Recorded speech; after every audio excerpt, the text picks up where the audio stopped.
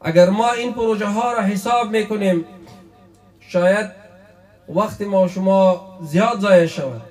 خودتان شاهد صحنه هستین، مردم امین کشور هستین.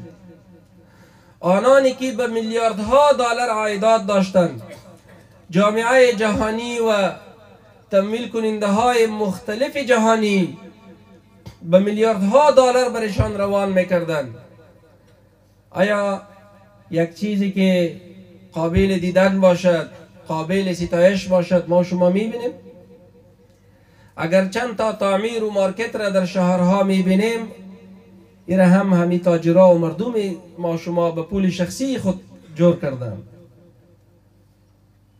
اگر سرک هم جور میکردن به خاطر تانگ و رینجر و قطارهایشان که بیرفتن و بسیار کم کیفیت که قبل از برآمدن و گریختن اینها سرکایشان هم تخریب شدن، خراب شدن.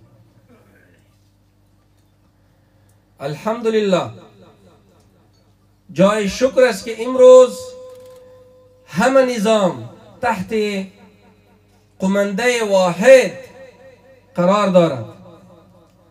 همه ملت، همه مردم ما دست داده به خاطر آسایش مردم خود، به خاطر کامیابی و کامرانی مردم خود، به خاطر بازسازی کشور خود کوشش می‌ورزد.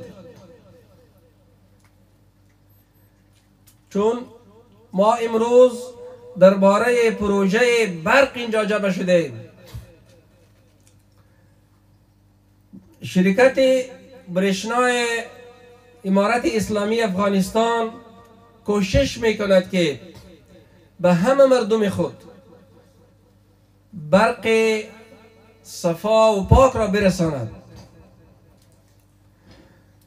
برشنا یا برق عنصر و اصل مهم ترقی و تمدن هست.